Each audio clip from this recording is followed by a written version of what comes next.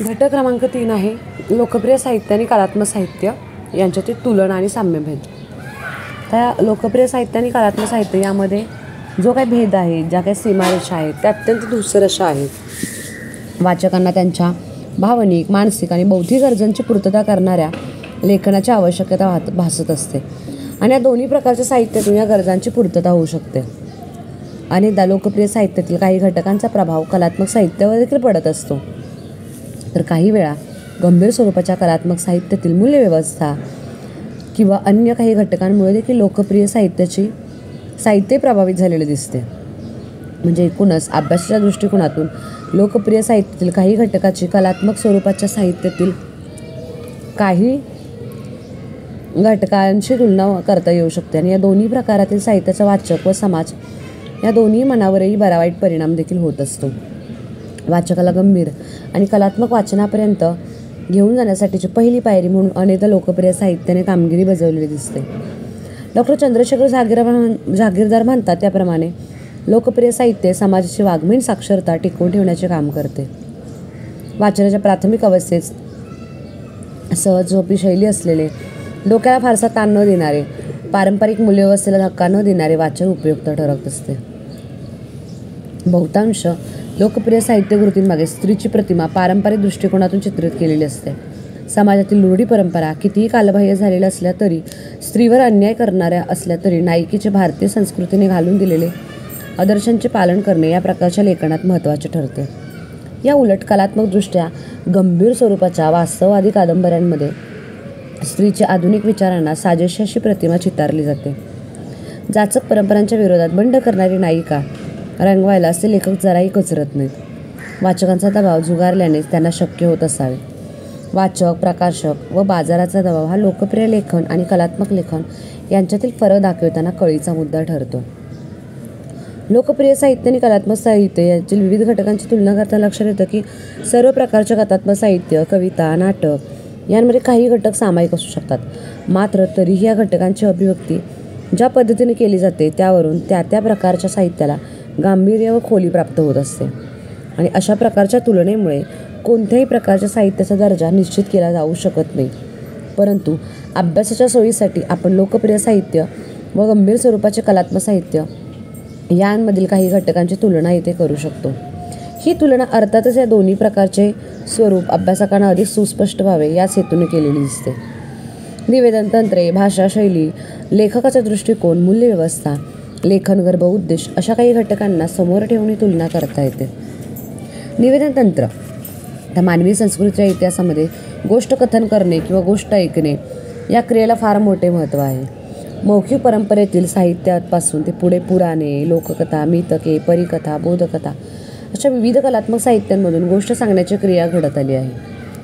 गोष्टीच्या कथानकाचे विविध निवेदकांच्या साहाय्याने केले जाणारे कथन अथवा निवेदन हा कोणत्याही प्रकारच्या कथात्मक साहित्यातील एक महत्त्वाचा घटक मानला जातो. लोकप्रिय किंवा कलात्मक अशा कोणत्याही प्रकारच्या कथात्मक साहित्यकृतीमधून लेखकाने विशिष्ट निवेदकांच्या साहाय्याने गोष्ट सांगितलेली असते. लोकप्रिय प्रकारातील कथा कादंबऱ्यांमधून बहुअंशी निवेदनाच्या पारंपरिक तंत्राचा वापर करून गोष्ट सांगितलेली असते. निवेदन प्रथम पुरुषी किंवा तृतीय पुरुषी स्वरूपाचे असते. कधी पत्रात्मक दैनंदिनीच्या स्वरूपाचे प्रमुख पात्राच्या मुखातून केलेले निवेदनही असते. बाबूराव अर्नाकर, गुरुनाथ नाईक, नारायण धरप यांच्यासारख्यांच्या कथा, बाबा कदम, सुहास शिरवळकर, चंद्रकांत काकोडकर, श्रीकांत सिनकर यांच्या गुन्हेगारी, कोर्ट खटले, शृंगार साहस यांचा भरणा असलेल्या कादंबऱ्या या दृष्टीने आपल्याला निवेदनाच्या पातळ्या लक्षात घेता येतात. भाषाशैलीचा विचार केला असता लोकप्रिय साहित्यामध्ये कादंबरी हा साहित्य प्रकार सर्वाधिक वाचकप्रिय असा आहे. दीर्घ कथानकांमधून विविध पात्र, घटनाप्रसंग, नाट्यमयता, संवाद अशा घटकांचा वापर करीत लेखक कादंबरीची आखणी करतो आणि कादंबरीच्या कथानकाच्या आशयानुसार कादंबरीची भाषा लेखकाला घडवावी लागते. उदाहरणार्थ, ऐतिहासिक कादंबरीच्या निवेदनाची, संवादाची भाषा ही समकाळातील कौटुंबिक एखाद्या कथानकावर आधारलेली असते. अद्भुत, रहस्य, शृंगारिक अशा आशयांच्या कादंबऱ्याबाबतही आपल्याला पाहता येते. बाबा कदम यांची लोकप्रिय लेखकाची राजधानी कादंबरी, शिवाजी सावंत यांची मृत्युंजय कादंबरी, रणजित देसाई यांची स्वामी कादंबरी, माधवराव पेशवे यांची रमाबाई हे सगळ्या कादंबऱ्या ज्या आहेत यांमधून भाषा वेगवेगळ्या असल्याचं दिसून येतं आणि कादंबरीच्या काळाची जाणीव वाचकांना यावी अशा तऱ्हेची भाषा लेखकाने निर्माण केलेली दिसते. कलात्मक साहित्यामध्ये देखील भाषा हा घटक फार महत्त्वाचा ठरतो. लोकप्रिय साहित्यापेक्षाही कलात्मक साहित्याच्या लेखकाने भाषा अधिक काटेकोरपणे घडवलेली दिसते. कथानकाचा आशय, काळ, अवकाश आणि लेखकाचा दृष्टिकोन यानुसार कोणती भाषा वापरणं अधिक श्रेयस्कर ठरतं याचा निर्णय लेखक हा घेत असतो. उदाहरणार्थ भालचंद्र नेमाड यांच्या कादंबऱ्यांचा विचार केला असता कोसला या कादंबरीमधील महाविद्यालय विद्यार्थ्याच्या तोंडची भाषा किंवा वेगवेगळ्या जात धर्म समूहातील लेखकांनी कथात्मक साहित्यातील आशयाला अनुकूल पोटसंस्कृतीची वापरलेली भाषा या प्रकारातील साहित्यकृतींना अधिकचे परिमाण मिळवून द्यायला सहाय्य करतात असं म्हणता येतं. आशय, वैचारिक दृष्टिकोन, तत्त्वज्ञान, मूल्यव्यवस्था इत्यादी घटक. लोकप्रिय साहित्य आणि कलात्मक साहित्य यामध्ये वैचारिक दृष्टिकोन हा महत्त्वाचा ठरतो. वैचारिक दृष्टिकोनामध्ये मग त्यातील तत्त्वज्ञानाला महत्त्व आलेलं असतं. वैचारिक तत्त्वज्ञानाचा अभाव या ठिकाणी आपल्याला दिसून येतो. लेखकाच्या भूमिकेनुसार कथानक, भाषा, निवेदन, रचनातंत्र असे अन्य घटकही निश्चित होत असतात आणि या दृष्टीने विचार केलेला असतो. वाचकांचा अनुनय, अतिशयोक्तीपूर्ण वर्णन, वास्तवापासून पळ काढत स्वप्नरंजनात रमणे अशा घटकांवरच या ठिकाणी जास्त भर दिलेला दिसून येतो. प्रयोजन. साहित्य निर्मितीच्या मागील प्रयोजन वेगवेगळ्या काळात समूहात भिन्न भिन्न असल्याचे दिसते. अभ्यासाच्या सोयीसाठी लोकप्रिय साहित्य आणि कलात्मक साहित्य अशी वर्गवारी जरी केली असली तरी मूलतः सर्व प्रकारच्या साहित्याचा आद्य हेतू काय असतो तर वाचकांच्या मनाचे उन्नयन करणे हाच असतो. गेल्या काही दशकांपासून या दोन्ही प्रकारांच्या साहित्याच्या निर्मितीमागचे उद्देश परस्परांपासून बऱ्याच अंशी भिन्न बनलेले दिसून येतात. लोकप्रिय प्रकारच्या साहित्याकडे गंभीर साहित्याच्या अभ्यासक आणि समीक्षकांकडून काहीशा उपहासाच्या नजरेनं पाहिलं जाते. हेटाळणीच्या सुरामध्ये बोललं जातं. हे लेखन उथळ, बटबटीत, निव्वळ निरंजनवादी देखील समजलं जातं. वास्तविक हे सर्व खोट्या प्रतिष्ठेच्या कल्पनेमुळे आपसुकच निर्माण झालेले भेद आहेत आणि हे भेद या प्रकारच्या साहित्याच्या निर्मितीच्या उद्देशांमुळे प्रामुख्याने निर्माण झालेले दिसून येतात. लोकप्रिय साहित्य आणि कलात्मक साहित्य यांचा परस्परांवरील प्रभाव जर लक्षात घेतला तर लक्षात येतं की साहित्य निर्मितीचं मुख्य प्रयोजन मनोरंजन, शिक्षण, संस्कार मानले जाण्याच्या काळातही असे घडत होते. ते परस्परांशी प्रभावित होत होते. लोकप्रिय साहित्याने वाचकप्रियता मिळवण्यासाठी अनेक घटकांचा नवनव्या क्लुप्त्यांचा वापर केलेला दिसतो. वाचकाला कथानकाशी अखेरपर्यंत खिळवून ठेवण्यासाठी घटनाप्रसंगांची रहस्यमय गुंफण केलेली दिसते. रहस्यकथेचा हा आकृतिबंध कलात्मक गंभीर साहित्यामध्ये देखील वापरला जातो. अर्थात तिथे वाचकाला कथानकापाशी खेचून आणणे किंवा खिळवून ठेवणे हा उद्देश जरी नसला तरी आकृतिबंधाच्या ज्या मूलभूत मागण्या आहेत त्याचा कलात्मक उपयोग या ठिकाणी केलेला असतो. लोकप्रिय साहित्य आणि कलात्मक साहित्याचे परिणाम लक्षात येतं की लोकप्रिय साहित्याचा वाचक आणि समाजावरील परिणाम. साहित्य व्यवहाराचा समाजावर बरा वाईट परिणाम होत असतो. या परिणामाचे स्वरूप बऱ्याचदा सूक्ष्म आणि संत असल्याचे दिसून येतं. लोकप्रिय साहित्य सामान्य, मध्यमवर्गीय स्त्री पुरुष अथवा युवा वर्गात वाचनाची आवड निर्माण करू शकतं. साधारणतः मानवी मनाला ज्या गोष्टीचे विशेष आकर्षण असते परंतु रोजच्या वर्तमानात या गोष्टींची पूर्तता होणे बऱ्याचदा अशक्यप्राय दिसते आणि अशा गोष्टी लोकप्रिय साहित्याच्या वाचनामधून वाचकांना मिळू शकतात. अशा गोष्टीमध्ये रहस्य, गूढ, रक्तपात, हिंसाचार, अमानवी शक्ती, शृंगारिक वर्णनं, खजिन्याचा शोध, इतिहास किंवा पुराणामधील असामान्य व्यक्ती अशा अनेक घटकांचा समावेश झालेला असतो. कौटुंबिक समस्या, नातेसंबंधातील तणाव, मानसिक तणाव, काही पारंपरिक सामाजिक मूल्य, तर्कशक्ती, निरीक्षणशक्ती अशा गोष्टींच्या बाबत सर्वसामान्य वाचकांना लोकप्रिय साहित्याच्या वाचनातून काही अंशी मार्गदर्शनही मिळत असतं. लोकप्रिय साहित्याचा माध्यमांवरील परिणाम लक्षात घेता माध्यमांशी याचा परस्पर संबंध असतो. वर्तमानपत्र, मासिकं, रेडिओ, टेलिव्हिजन अशा अनेक सामाजिक माध्यमांमधूनही लोकप्रिय साहित्याचे प्रकाशन, प्रसारण, सादरीकरण होत असते. त्यामुळे ही माध्यमे देखील अनेकदा लोकप्रिय साहित्याला समोर ठेवून कार्यक्रमाची आखणी करत असतात. रविवारच्या पुरवण्या, दिवाळी अंक, विशेषांक, टेलिव्हिजनवरच्या दैनंदिन मालिका, अन्य कार्यक्रम, रेडिओवरील कार्यक्रम यांमध्ये लोकप्रिय साहित्याचा प्रभाव सहजपणे जाणवू शकतो. लोकप्रिय साहित्याप्रमाणे या सामाजिक माध्यमांमध्ये देखील मध्यमवर्ग आणि मध्यमवर्गीय जाणीवा यांना प्राधान्य दिलेले असते. कलात्मक साहित्याच्या वाचक आणि समाज माध्यमांवरील परिणाम लक्षात येतं की साहित्याचा समाजावरील परिणाम वेगवेगळ्या प्रकारे अनुभवता येऊ शकतो. लोकप्रिय साहित्याप्रमाणेच गंभीर आशयाला भिडणारे कलात्मक साहित्यही समाजातील विशिष्ट वर्गाची मानसिक आणि भावनिक भूक भागवित असतात. मात्र या साहित्याचे स्वरूप लक्षात घेता निव्वळ भावनिकतेपेक्षा देखील बौद्धिक गरजांची पूर्तता या प्रकारचे साहित्य करत असते.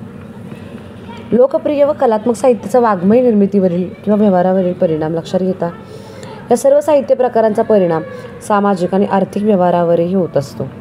नवसाक्षर समाजासाठी लोकप्रिय साहित्याची विशेषत्व आणि आवश्यकता असते. या वर्गाची सांस्कृतिक भूक हे साहित्य भागवत असते. प्राथमिक टप्प्यावर वाचनाची सवय लावण्यासाठी लोकप्रिय साहित्याचे विविध प्रकार उपयुक्त ठरतात. सर्वसामान्य स्तरावरील वाचक हे स्वतःच्या आनंदासाठी स्वतःची मानसिक गरज म्हणून हलक्या फुलक्या विषयांवरील लेखन वाचत असतात. विविध सार्वजनिक ग्रंथालयांमधून अशा साहित्याला नेहमीच अधिक मागणी असते. वाचकाच्या या मागणीप्रमाणे त्यांना आवडणाऱ्या विषयांवर विपुल प्रमाणात लोकप्रिय प्रकारांतील साहित्याची निर्मिती केली जाते. गंभीर कलात्मक साहित्यापेक्षाही लोकप्रिय साहित्यामध्ये आर्थिक उलाढाल जास्त होताना दिसते. इंग्रजीसारख्या भाषेमध्ये लोकप्रिय साहित्याचे लेखन करणारा लेखक केवळ लेखनातून मिळणाऱ्या मानधनावर आरामात उपजीविका करतो. एका अर्थी लोकप्रिय साहित्य त्याचं लेखन, प्रकाशन, वितरण, विक्री इत्यादी व्यवहार अनेकांना रोजगार मिळवून देऊ शकतात. तर लोकप्रिय साहित्याची रचनातंत्र आणि शैलीचा विचार केला असता लक्षात येतं की लोकप्रिय साहित्याच्या निर्मितीमागे प्रारंभापासूनच काही विशिष्ट उद्दिष्ट असल्याचे जाणवतात. त्याचे मुख्य उद्दिष्ट काय तर रंजन मूल्य प्रसारित करणं. साधारणतः लोकप्रिय साहित्याचा वाचक वर्ग प्रामुख्याने मध्यमवर्गीय स्त्री पुरुष, महाविद्यालयीन तरुण तरुणी, निवृत्तीधारक स्त्री पुरुष असल्याने या वाचकांना नजरेसमोर ठेवून साहित्याची निर्मिती केली जाते. वाचकांना जास्तीत जास्त काळ पुस्तकाशी खिळवण्यासाठी लोकप्रिय रंजनवादी साहित्याने विशिष्ट रचनातंत्राचा वापर केलेला असतो. या रचनातंत्रामध्ये प्रवाही, उत्कंठावर्धक निवेदनाचा वाटा सर्वाधिक असतो. निवेदनासाठी प्रामुख्याने तृतीय पुरुष निवेदन तंत्र वापरलेले असते. तरी प्रथम पुरुष निवेदन, विविध प्रमुख पात्रमुखी निवेदन अशा निवेदन तंत्रांचाही यामध्ये वापर केलेला आढळतो. लोकप्रिय साहित्याची भाषा विचारात घेतली असता लोकप्रिय साहित्यात वापरण्यात येणारी भाषा ही सर्वसामान्य वाचकाला चटकन आकलन होईल, आपलीशी वाटेल अशी असते. त्यात विशेष क्लिष्टता, तपशिलांच्या भडीमारातून येणारी जडता, अकारण चिंतनशीलता असत नाही. भाषेतील सोपेपणा आणि प्रभावीपणा हे लोकप्रिय साहित्याचे एक महत्त्वाचे उद्दिष्ट असते. छोटी छोटी वाक्य, कोणतीही संदिग्धता नसलेले रोजच्या परिचयातील अर्थवाही शब्दांचा वापर, गरजेनुसार वाक्यप्रचार, म्हणी, अलंकारिकता यांचा वापर या प्रकारच्या लेखनामधून आढळून येतो. रहस्यकथा, शिकारकथा, अद्भुत कथा, गुन्हेगारी कथा, शृंगारकथा, ऐतिहासिक कथा अशा प्रकारची कथानकं असलेल्या लेखनामध्ये वातावरण निर्मितीसाठी वापरण्यात आलेली भाषा कथाशयाला पूरक ठरत असते.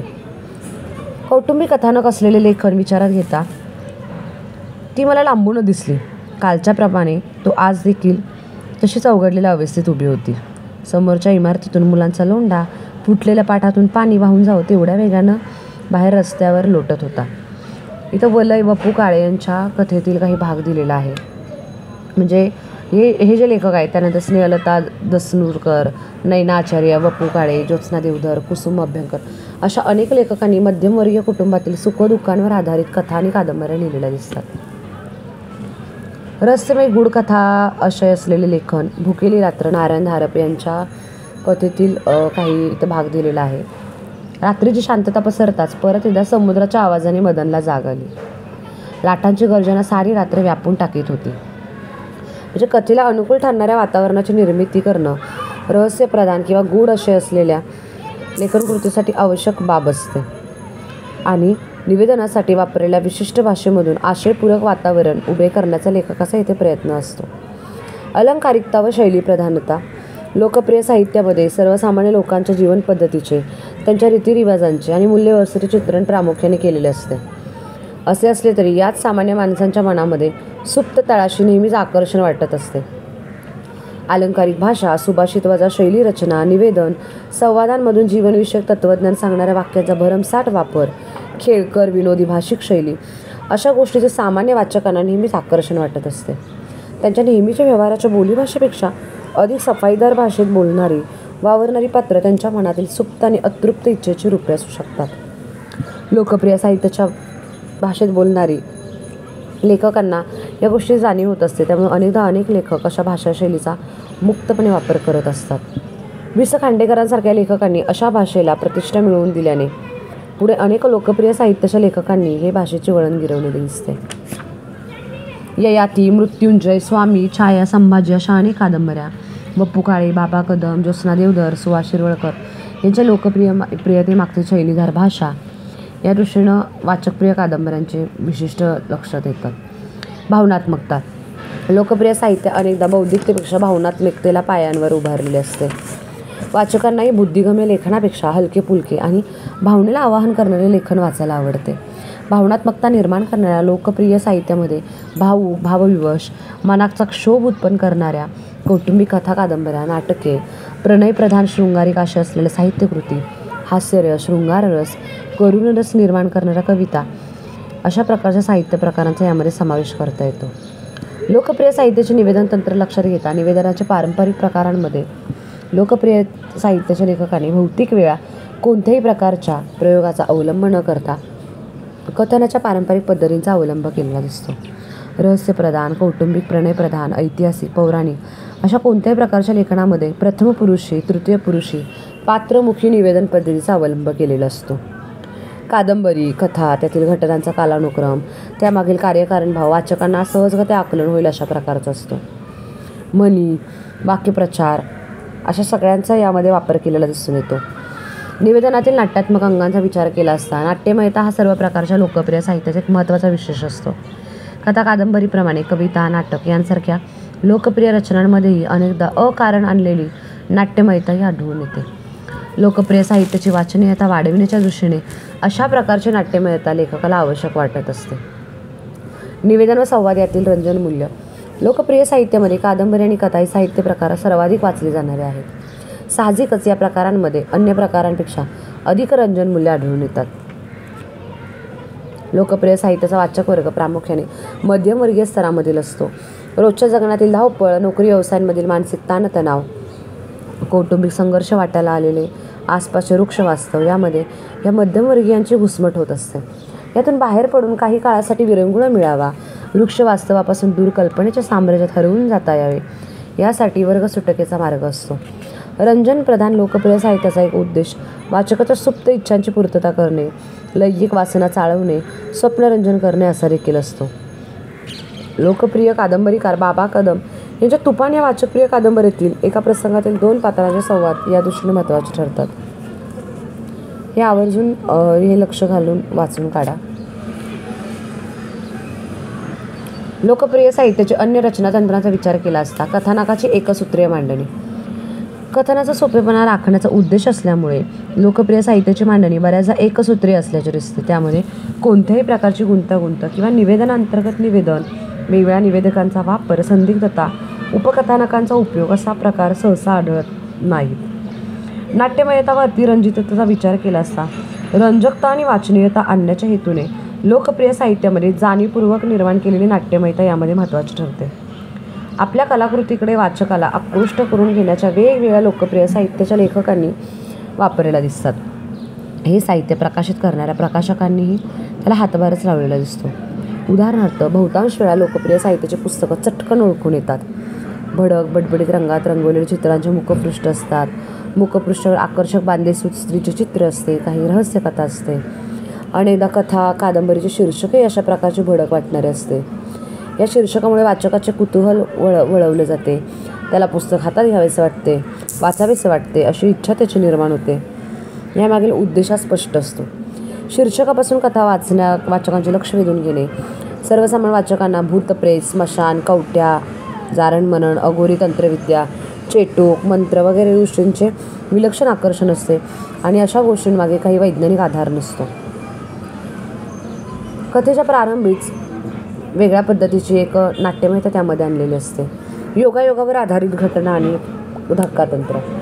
नाट्यमय घटना प्रसंगाच्या निर्मितीसाठी लोकप्रिय साहित्याच्या लेखकांना योगायोग, धक्कातंत्र अशा क्लुप्त्यांचा वापर करावा लागतो. लोकप्रिय साहित्यामध्ये सुष्ट किंवा सज्जन, दुष्ट किंवा दुर्जन अशी पात्र यांची सरमिसळ विभागलेली असते. दोन्ही पांढऱ्या काळ्या प्रवृत्तीतील संघर्ष रंगवताना लेखकाला योगावर आधारलेल्या प्रसंगांचा आधार घ्यावा लागतो. प्रत्यक्ष जीवनात अशा प्रकारचे योगायोग अपवादानेच घडून येत असतात. बाबा कदम या 80 दशकातील लोकप्रिय लेखकाची अतिशय वाचकप्रिय ठरलेली भालू ही कादंबरी या दृष्टीने महत्त्वाची ठरते. या कादंबरीवर आधारलेला याच नावाचा सिनेमाही लोकप्रिय ठरलेला दिसतो. या कादंबरीतील उताराही या ठिकाणी दिलेला आहे. बाबा कदम यांच्या अन्य कादंबऱ्यांमध्ये देखील योगायोगावर आधारित प्रसंग येतात. उदाहरणार्थ तुफान कादंबरीप्रमाणेच लोकप्रिय कथांमध्ये योगायोगाने धक्कातंत्र येत असते. उदाहरणार्थ 80 दशकातील लोकप्रिय कथालेखिका स्नेहलता दसनूरकर यांच्यासोबत या कथेचे उदाहरण पाहता येईल. लोकप्रिय साहित्याच्या लेखकांची स्वतःपेक्षा वाचकांशी अधिक बांधिलकी असल्यामुळे कथानकातील तर्कसुसंगती, तारतम्य, वास्तवदर्शन यापेक्षाही योगायोग, धक्कातंत्र अशा रचना वैशिष्ट्यांचा उपयोग या ठिकाणी केलेला असतो. तपशील व वर्णनप्रियता. लोकप्रिय कथात्मक साहित्यामध्ये वातावरण निर्मितीला विशेष महत्त्वाचे स्थान असते. विशेषतः ऐतिहासिक, पौराणिक कथानकांवर आधारित कथा, कादंबऱ्या, भयकथा, रहस्यकथा, डिटेक्टिव्ह कथा, शृंगार कथा अशा प्रकारच्या साहित्यामध्ये विशिष्ट वातावरणाची निर्मिती कथाशयाला पूरक ठरते. चांगल्या व नेमक्या भाषेत केलेल्या वातावरण निर्मितीमुळे कथानकाची उत्कंठा वाढण्यास मदत होते. घटना, प्रसंग नेमकेपणाने वाचकांच्या डोळ्यासमोर उभे राहू शकतात. त्यामुळे ती कथा व कादंबरी वाचकांच्या मनाची चटकपणे पकड घेऊ शकते. वातावरण निर्मितीसाठी निवेदनातील विशिष्ट शब्दयोजना, भाषाशैली आवश्यक असते. त्यासाठी लेखकाचे भाषाशैली आणि निवेदनावरील तंत्र हे प्रभुत्व महत्त्वाचे ठरते. इथे काही उतारा पण दिलेला आहे मृत्युंजय कादंबरीतील. राजवाड्याचे नगारे वाजू लागले. कुरूंचा ठेवणीतला तलम वस्त्राचा भगवा राजध्वज बाहेर काढण्यात आला. ऐतिहासिक आणि पौराणिक कादंबऱ्यांप्रमाणे सामाजिक आणि कौटुंबिक कादंबऱ्यातूनही यासारखी वातावरण निर्मितीला पूरक ठरणारी वर्णनं येत असतात. उदाहरणार्थ स्नेहलता दसनूरकर यांच्या कलंकिता मी कशी या कादंबरीतील केसांच्या वेणीचे वर्णन. इतिहास, पुराणे, मिथकथा, घटना, प्रसंग, व्यक्तिरेखा यांच्या आधारे निर्माण केलेल्या कथानकाद्वारे भूतकाळात रमण्याची वृत्ती लोकप्रिय साहित्यामध्ये सतत दिसून येते. ठोकळेबाज आणि कल्पनारम्य स्वरूपाचे हे लेखन असल्यामुळे या प्रकारच्या लेखनामध्ये वातावरण निर्मिती करणाऱ्या तपशिलांना विशेष महत्त्व असते. तसेच मध्यमवर्गीय वाचकांना ज्या कौटुंबिक गोष्टींचे आकर्षण असते अशा सण समारंभ, खाण्यापिण्याचे प्रसंग, पार्ट्या, विवाह आदी विधी वगैरेंची एकंदरीत पूर्ण तपशिलात जाऊन केलेलं वर्णनही या प्रकारच्या साहित्यामध्ये भरपूर आढळत असते. अशा प्रकारे साहित्याची रंजकता आणि वाचनीयता वाढवून त्याला वाचकप्रिय बनवण्यामागे बरेचसे घटक हे कारणीभूत ठरत असतात. त्यामध्ये कथानक, भाषाशैली, निवेदन तंत्र, घटक, निवेदन, संवाद, नाट्यमयता, योगायोगांवर आधारित घटना, धक्कातंत्राचा वापर या गोष्टी या दृष्टीनं महत्त्वाच्या ठरतात.